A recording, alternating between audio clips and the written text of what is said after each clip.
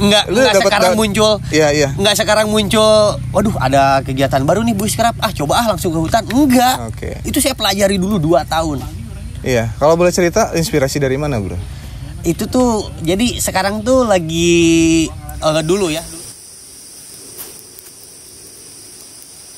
dulu tuh lagi hype mendaki gunung. Oke. Karena sebuah film yang kalian juga tahu filmnya apa. Itu tuh menjadikan pendakian gunung itu naik daun. Wah, ramai banget. Gitu ya. Dan tapi itu jadi melenceng jauh banget dari garis yang seharusnya gitu loh, pendakian yang seharusnya. Nah, dari situ kayak mulai jenuh karena buat saya naik gunung itu adalah gimana ya? Salah satu cara untuk saya refleksi mungkin ya. Dia merenung atau gimana? Lebih ke bisa berdialog dengan diri sendiri gitu loh, bisa melepaskan semuanya dan itu tuh butuh ketenangan. Jadi yang saya cari untuk mendaki gunung itu adalah sebuah ketenangan, ya ketenangan lahir batin. Nah dari situ ketika itu pendakian itu hype di tahun 2000 berapa ya? Ya di tahun itu hype mulai banyak dan saya nggak menemukan ketenangan di gunung tersebut. Jadi saya disebutnya tuh apa ya namanya tuh, pindah haluan, cari inspirasi lain gitu. Nah ketika dicari-cari itu ternyata nemulah bushcraft. Hijrah lah. Nah dari sana juga saya mempelajari kalau pendaki itu ada 2. Maksudnya hijrah ya, yang udah bosan mendaki itu mereka bakalan hijrah. Satunya ke ultralight, satunya ke bushcraft. Kalau misalnya pengen masih tetap mendaki gunung ya pasti hijrahnya ke ultralight. Nah, cuman kalau yang udah agak fisiknya yang terus nggak menemukan apa yang mereka cari, ya mereka pindah ke bushcraft. Karena di bushcraft itu kita lebih dituntut berkreativitas ya. Bushcraft gitu. Karena dari kata craft itu juga kita udah bisa apa namanya menilai lah bushcraft itu apa. Kreatif ya. Oke, Bro. Ya begitu teman-teman. Jadi pokoknya suka dukanya itu sih namanya pinjam alat untuk pertama kalinya. Maksudnya untuk membuat satu konten dulu itu saya pinjam alat, bahkan banyak yang pakai handphone. Iya. Terkadang orang juga mikir karena nggak ada tools, nggak ada materi dulu jadi malas. Betul. Dan lu membuktikan gue nggak punya materi. Salah satunya teman saya yang harus nunggu MacBook dulu buat ngedit video. Padahal saya itu minjem Windows. Itu gua kena gitu ya. Tapi alhamdulillah sih ada jalannya dan alhamdulillah. Justru itu yang meningkatkan yang meningkatkan semangat karena wah kita udah punya tools, masa kita nggak bergerak. Bener. Gitu. Malu sebenarnya. Iya. Kata gua kenapa gua nggak dari dulu gitu gitu teman-teman gitu ya. Tapi yang nggak ada kata terlambat sih, gua coba belajar. Nggak ada pernah kata terlambat apapun itu. Gue belajar banget. Ini tuh sekarang udah agak lumayan lancar dan sebagainya. Tuh awalnya bikin konten sama abang itu wajir susahnya setengah mati bro. Mau ngobrol gini doang ya Allah, abang aja setengah mati gitu. Tapi setelah dijalanin mah ya kita sambil belajar gitu, sambil jalan sambil belajar gitu. Itu perjalanan suka duka Kang Barkah gitu ya. Nah selanjutnya mungkin lu tuh lulus gak sih bro kuliah? Nggak lulus? Nggak lulus. Cabut semester 6. Oke, semester 6 cabut. Tapi menurut gue karena dia dapat pencapaian hari ini dan dia belajar. Menurut gue ya, maksudnya lu mempelajari semua ya, Mak. Sesederhana ngedit aja itu kan belajar, Bro. Betul. Dan itu tuh skill S1 sendiri dan lain sebagainya ya, maksudnya ada desain komunikasi visual dan sebagainya akhirnya. Makanya sekarang konten kreator itu sangat diperhitungkan khususnya di dunia karir juga gitu. Banyak gitu ya. Jadi untuk sebagai teknologi di dalam dunia marketing gitu. Betul. Nah, gitu kan. Dan itu. Nah, terus gimana, Bro? Sejauh ini sudah puaskah atau punya rencana lain atau saya mah kayaknya nggak akan di sini. Kalau misalnya kata puas sih menanyakan ke manusia itu pasti jelas nggak akan pernah puas karena itu sifat dasar manusia itu nggak ada rasa puas di mereka. Tapi kalau misalnya bersyukur saya ya cukup bersyukur gitu ada di sini terus pencapaiannya seperti ini ya mungkin buat orang-orang yang sukses dalam umur 20 tahunan masih jauh ya saya tapi kalau misalnya diukur dari kata bersyukur mungkin saya lebih bersyukur dari mereka gitu. Betul.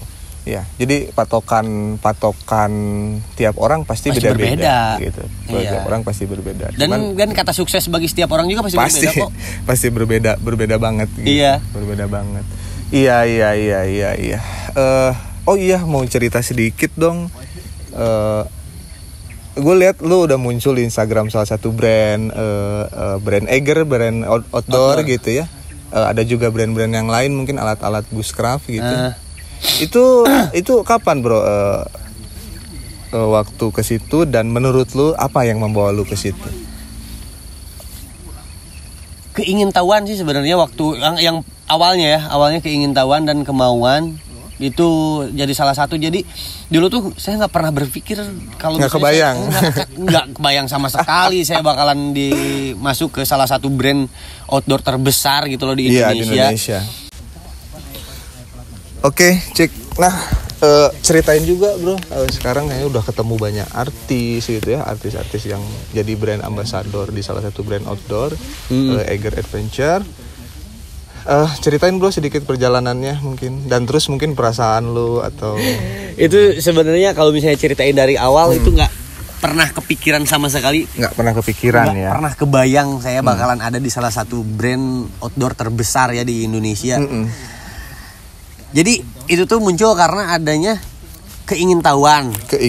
Tadinya keingintahuan sama kemauan, karena waktu itu tuh saya lagi emang nggak awal sih udah berkegiatan bushcraft, udah konten juga ya, udah konten bushcraft juga. Artinya lu udah punya portofolio gitu, udah punya karya-karya. Tapi emang nggak ke situ tujuannya. Tujuannya tuh nggak ke situ. Tapi saya udah berkegiatan karena ingin memperdalam lagi. Jadi waktu itu tuh Eiger mengadakan Survival Camp 2018. 2018 Survival Camp. Itu tuh ada Survival Camp, terus iseng-iseng mendaftarkan diri. Karena itu untuk Mapala, saya juga masih Mapala dong sampai sekarang pun. Nah, saya mendaftar. Alhamdulillahnya tuh keterima. Ya mungkin itu jodoh ya. Dari sekian ratus orang yang mendaftar. Oh, itu diseleksi ya? Oke, ya. Ya, alhamdulillah keterima. Keterima, saya ikutlah. Nah, ketemulah di sana sama yang mungkin sekarang mentor-mentor saya dalam berkegiatan di luar ruangan. Ya? Berarti salah satu keuntungan ikut kegiatan berjejaring lo ya. Iya. Jadi salah satu mentor ya, bertemu sama Kang Os, bertemu sama Kang Doni, bertemu pokoknya banyak banget lah konten mentor-mentor di sana yang ada di organisasi outdoor tertua di Indonesia. Nah, di situ ngobrol-ngobrol, saya mempelajari banyak hal, mempelajari tentang perapian dari dewa apinya langsung gitu loh. Iya. Nah, di situ saya banyak belajar. Nah, sampai udah ketika pulang ya saya nggak ada bayangan bakalan seperti apa. Nah, dari situ saya diajak naik gunung sama Pega teman. Agak jelek channel YouTube-nya agak jelek. Aku kenal juga, mungkin nanti bikin konten juga bareng doi, mudah-mudahan. Diajak naik gunung, kebetulan naik gunungnya itu sama Pirsa Besari. Salah satu brand ambasadornya juga Eiger. Ada yang belum kenal Pirsa Besari? Oh, pasti udah kenal dong. Kalau belum kenal ya udah nggak apa-apa. Ya Mamang Silok. Nah, dari situ saya naiklah ke Gunung Cikuray sama beliau, naik Gunung Cikuray. Saya dimasukkan ke grup pendakian tersebut. Jadi itu tuh waktu itu tuh apa sih segmennya itu? Sebuah jurnal. Dimasukkan ke grup sebuah jurnal itu, ketemulah sama Arsal Bahtiar. Nah, karena Arsal Bahtiar itu yang videografer ya. Nah, dari situ Arsal Bahtiar butuh tenaga buat jadi second kameranya dia, ada proyekan di Eiger. Oke. Nah, saya mencalonkan diri karena diri, dia tuh dari awal udah bilang kalau misalnya mau 1 minggu di dalam hutan. Ya karena saya berkegiatan di Bushcraft jadi nggak masalah untuk itu. Malah terus itu saya juga pengangguran kan. Okay, terus saya tanya kan, ini acara proyekan apa? Oh ternyata proyekan survival.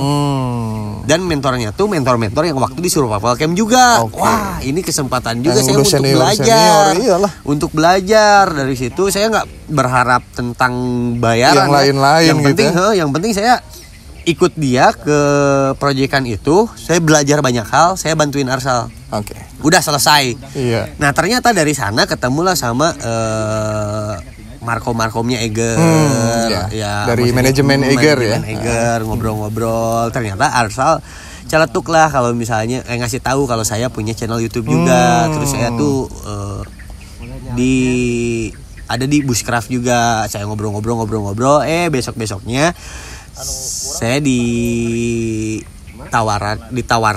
untuk bikin sebuah project juga. Nah dari situ baru masuk ke Eger. Itu tuh nggak ada bayangan sama sekali, nggak ada target ke situ loh. Itu tuh ya seperti yang tadi dibilang, itu tuh ketika target kita tuh mencapai puncak, ternyata di pos 2 ada hal yang lebih menarik, saya improvisasi. Kalau gue lihat ceritanya mungkin itu salah satu pengorbanan dia yang beberapa tahun sebelumnya mungkin ya. Maksudnya lu juga nggak akan ada di situ kalau lu nggak punya portofolio dulu. Kayak maksudnya tadi kan istilahnya dipromosiin sama Kang Arsal kan, dia punya channel YouTube kan, dan lu sudah melakukan itu gitu.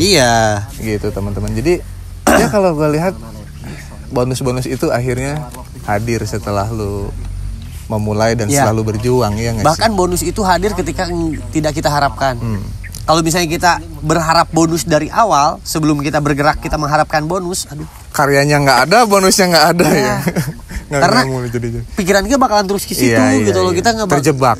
Terjebak. Jadi kalau misalnya buat kalian yang mau memulai sesuatu ya mulai aja dulu. Fokus ke karyanya ya. Jadi jangan dulu mengharap sebuah imbalan atau apalah gitu ya, mulai aja dulu. Nanti juga orang ketika karya lu bagus, lu juga pasti punya harga di situ, pasti dihargain.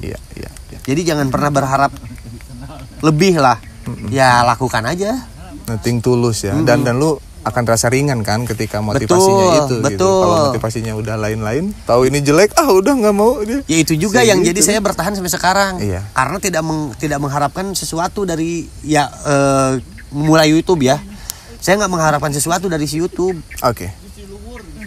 Sampai sekarang gitu nggak mengharapkan sesuatu dari YouTube ini gitu loh. Kalau boleh kasih bocoran, udah ada brand apa aja yang masuk? Tapi kalau itu nggak usah disebutkan juga nggak apa-apa. Tapi beberapa maksudnya nggak cuman Eger ya, atau mungkin ada dari. Kalau misalnya kontrak dari Eger aja. Kalau yang lainnya cuman campaign ya. Jadi endorse gitu ya kalau ada sekarangnya. Endorse satu foto atau satu foto satu video. Itu kayak bekerja sama lah. Kalau misalnya kontrak Eger aja satu. Oke, bro. Terakhir apa yang akan lu lakuin ke depan, atau lu masih punya harapan atau akan melakukan karya apa? Tapi kalau nggak mau dibocorin juga nggak apa-apa. Sama mungkin closing statement ya, atau penutup mungkin. Kalau mau berbagi. Kalau misalnya bocoran mau melakukan apa, saya nggak tahu. Saya besok mau melakukan apa? Serius. Saya nggak tahu besok mau melakukan apa, karena saya tuh selalu kayak gini. Ingat kata-katanya Pidi Baik, jangan-jangan masa depan itu nggak pernah ada. Karena pada kenyataannya kita selalu ada di hari ini. Jadi saya ngelakukan hari ini aja. Melakukan hari ini. Iya. Dan lu bergerak hari ini gitu. Iya, bergerak untuk hari ini aja. Jadi saya tuh ya tujuan ada. Ya tujuannya sukses dong. Setiap orang sukses dan berbahagia. Tujuannya itu. Tapi untuk step-stepnya saya nggak bisa nggak pernah ngebayangin apa besok harus melakukan apa untuk mencapai itu. Jadi hidup saya tuh banyak improvisasi di setiap harinya tuh. Jadi kadang sesuatu yang saya rencanakan itu mungkin kemungkinannya cuma 5% lah yang sesuai dengan rencana. Sisanya 95% itu gagal di luar rencana gitu loh. Maksudnya saya merencanakan minggu depan ke Bandung. Nah minggu depan tuh saya nggak ke Bandung. Malahan kebanyakan gitu ya. Malahan kebanyakan kayak gitu. Jadi kayak ke Kalimantan, Sulawesi sama Sumatera itu nggak direncanakan sama sekali justru. Iya. Ya jadi seperti itu kalau misalnya ditanya mau melakukan apa lagi nggak tahu. Saya nggak tahu besok mau melakukan apa. Ya mungkin besok saya bakalan ke Karten Piramid atau misalnya ke FPRS. Amin. Nggak ada yang tahu. Maksudnya nggak ada dalam catatan saya step-stepnya apa. Tapi yang paling atas tuh ya sukses dan berbahagia. Udah gitu. Untuk perjalanannya tuh saya nggak pernah tahu. Dan lu punya semangat untuk bisa mencapai itu. Nah kalau semangat itu yang mungkin yang saya punya. Jadi didorong-dorong ya aing kudu ngakukeun naon deui ya isukan gitu ya supaya bisa menghasilkan karya atau apa gitu untuk catatan-catatan portofolio. Nah, untuk kalian mungkin ini closing statement ya untuk kalian yang ingin ingin survive di dunia di zaman yang sekarang sudah di kehidupan ya gitu teknologi ya kalian harus mempelajari teknologi itu sendiri sih. Adaptasi lah ya. Harus beradaptasi. Belajar gitu, terus. Walaupun sekarang banyak kayak ada yang punya channel YouTube, dia tuh anti teknologi dan lain-lain lah. Dia punya channel YouTube juga itu udah teknologi gitu loh. Ya kita harus pintar-pintar di situ. Terus jangan kalau misalnya kalian mau memulai YouTube, jangan pernah berharap lebih dari si YouTube. Itu sih. Iya. Karena kalau misalnya kalian berharap, kalian kecewa. Oke. Bro, thank you. Sudah berkenan masuk di YouTube Jurnal Sehari gitu ya. Dan kawan-kawan saya dapat beberapa poin dari sosok Kang Barkah A-nya 3 di belakang. Channelnya juga itu. Instagram lain-lainnya juga tentunya pasti sama ya. Akunnya sama itu gitu. Beliau punya semangat, punya keinginan tentunya gitu ya. Kemudian doing atau action atau melakukan gitu ya. Dan yang terakhir dia melakukan itu dengan senang hati, tidak berharap apa-apa dulu tapi fokus ya udah saya melakukan ini, kemudian jadi outputnya gitu. Itu juga poin yang keempat. Dan yang kelima, dia sosoknya sederhana banget guys gitu. Jadi teman-teman kalau ketemu silakan disapa dan ngobrol aja gitu. Oke. Tapi kalau di media sosial biasanya poya-poya. Enggak bohong. Poya-poya gitu ya. Gitu. Oke, thank you. Bye bye.